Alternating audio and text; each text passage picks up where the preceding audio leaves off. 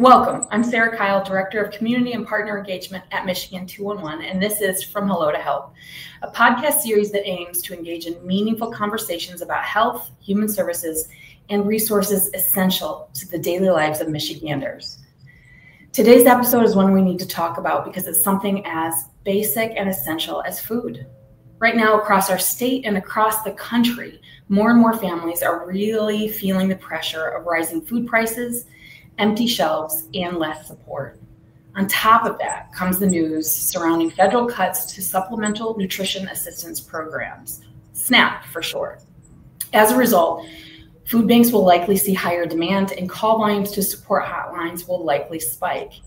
And for many working parents, seniors, and people with disabilities, the math may no longer work. So how bad is it? Who's getting hit the hardest, and what's being done on the local level to close the gap? To help us unpack all of this, we're joined today by two incredible leaders working on the front lines of food access in Michigan. First, we have Jessica Verville, the director of 211 at Heart of West Michigan United Way. 211, as you may know, is the number residents call when they don't know where else to turn. And Jess has firsthand view of that growing need across her region. We're also joined by Jason Story, the director of Regrow Together at the United Way in Midland. Regrow Together is not just meeting hunger with handouts, it's working to build community-driven solutions with dignity at the center of their work. Powerful. Let's start with some basics. How would you both describe the state of food insecurity in Michigan right now? Jess, do you mind jumping in? Sure. Our 211 Center serves most of West Michigan, and I'd say about maybe 25% of our calls are related to food need. And not only that, but with the rising cost of, gas and other essential services, there are a lot of people really struggling out here just to cover their basic necessities, their utility bills, their housing, everything. So it's just kind of like a snowball effect is what we're seeing in West Michigan. Jason, would you add anything? Well, Jess is entirely right. Here in Midland County, the response is the same. It usually leads as the number one category for reach outs. And what's sort of ironic is that when we talk about food insecurity, we're not insecure on the amount of food that we have. It's about getting the access and getting the delivery and getting the consumption of that food to the people who need it. So it's kind of a quagmire in that way. It's not that we don't have enough food. We just don't have enough food getting into people's bellies. That's powerful, right? The powerful of we have it, people can access, but how do we access? Hopefully we know that 211 does bring us some access, but that's why we're here today, is to talk about what more can be done, what more is happening. We know that the federal cuts to SNAP are likely going to change this field. Are either of you seeing on the ground direct results of these funding reductions? Not quite yet. We do anticipate seeing some. So I've actually already applied for grants to help with food transportation for those that don't meet the requirements of our food delivery service that we'll talk about in a moment, because the food delivery service requires that they're eligible for SNAP. So I'm thinking ahead of the game, trying to get ahead of those cuts so that when it happens, our United Way is ready to step up for our community. That's beautiful. Jason, would you add anything? I think we're just seeing a pattern that these problems are systemic, and that while they may be contextualized across communities, fundamentally they're more or less the same. And there's kind of a ripple effect in terms of when resources end and when sort of that strain is felt. And something similar occurred during COVID when there was a more acute response for temporary subsidies. But what we're seeing now is the potential for a chronic problem with some of these cutbacks. Jason, in your view, and then I'll move on to Jess, do you see a population being hit the hardest? Are there groups or communities you see who are showing up more now than they were before?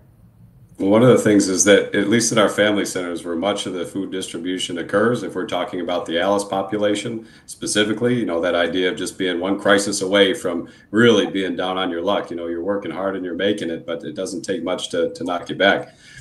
We see consistency in those types of needs and showing up for food often. You see that growing a bit.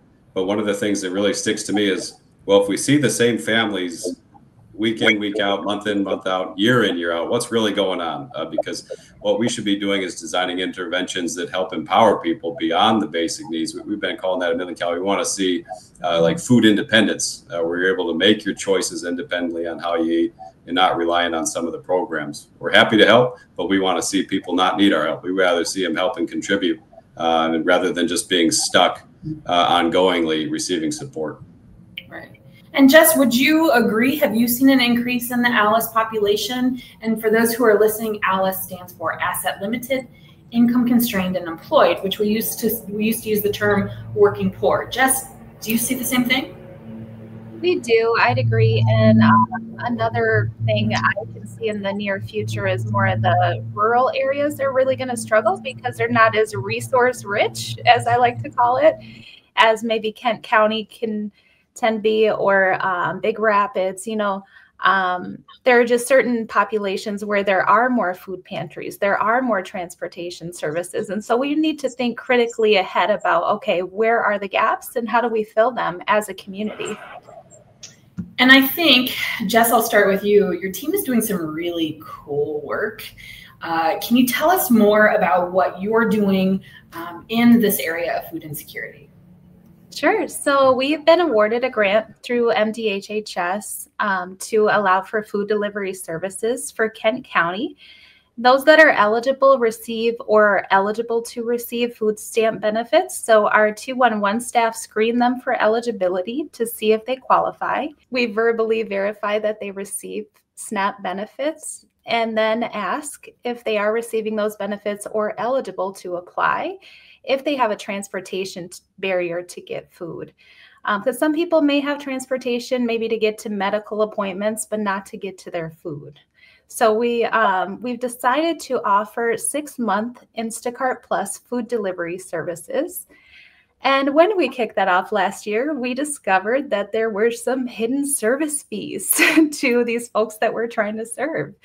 And so we decided recently to also purchase Instacart Plus gift cards to give out to those that we distribute those memberships to, so that it covers the service fees and they no longer have that burden.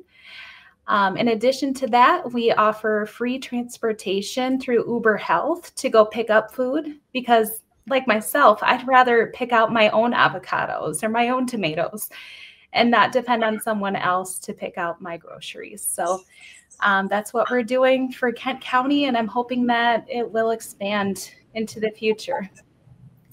That's beautiful. And I love that you have thought through a solution with your community. And then when you found roadblocks, you found ways to serve better. I love that, Jess, and I absolutely adore the programs that you guys are running. Jason, Regrow Together is pretty cool too. Can you talk to us about what makes this approach to food insecurity a little different? Well, I think the food system, you know, if we take a look at how that's built, it's built about the movement of food or movement of ingredients from place to place.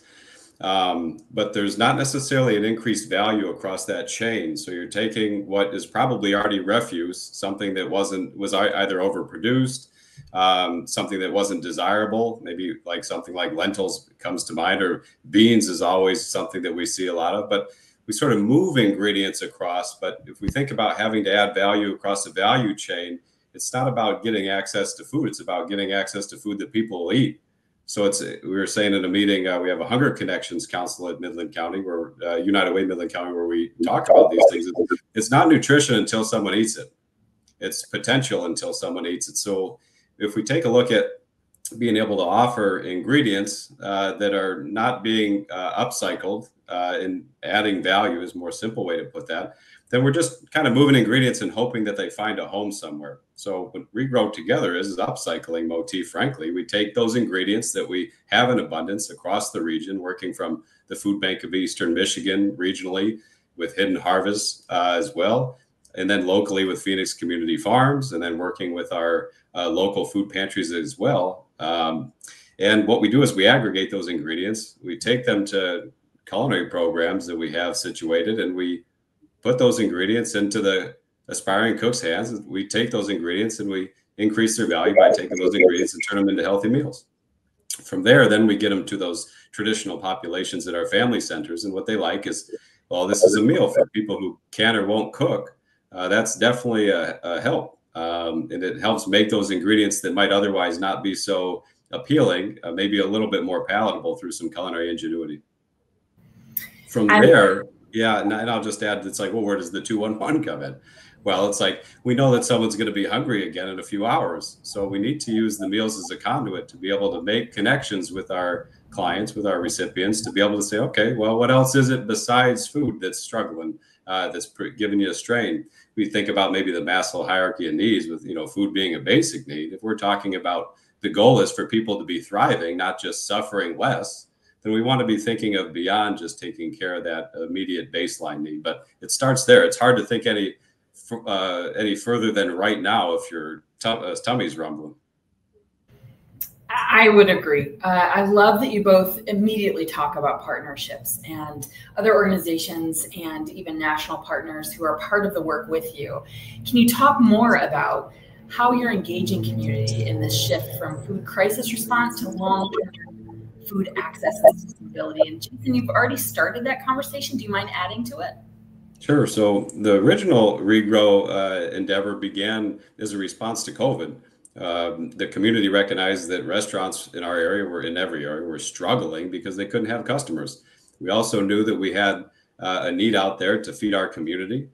So what we did was we employed 12 restaurants, and the community came together to rally $500,000 together. We paid restaurants to prepare food and to be able to feed the community that way. We did that for a year, and after that, it was like, what's going to happen next? Like, nothing's going to happen next. That was a response to COVID, but the family centers continued to ask for, well, these meals are very valuable. Having beans and rice that's ready to reheat and eat is a lot different than dried beans sitting in a bag. I'm not dispensing with the value of that. So the desire to have a continued program left some issues. It was like, well, we need to figure out how to outsource the cost of food, and we need to outsource the cost of labor. So what that turned into was 15 partnered organizations working together across that procurement stage, transportation stage, into the production stage, like making meals, distributing that again, getting that into the hands of recipients at the distribution layer. And then again, the resource connection with 211. So through this collective impact approach, all backboned at the United Way Midland County, and having all those seats at the table, we were able to come together quite quickly. We had $10,000 left from the original Regrow program. So I was just finding creative ways to stretch those dollars to feed as many people as we could. And that's when I met Holly Miller, president of the United Way. I'm sure you both know her. And she was like, this is pretty cool. You need to meet our Hunger Connections group. And the rest is history. As it should be, right? Community comes together, there's a need, and even more community comes together to meet that in a beautiful way. Jess, tell me a little bit more about your partnerships. Sure. So the way we developed the food delivery service for Kent County was by partnering with the Kent County Health Department, HealthNet of West Michigan, the Food Policy Council of Michigan, and the CHN network, so that we could really get their input on what they're hearing from the communities that they serve.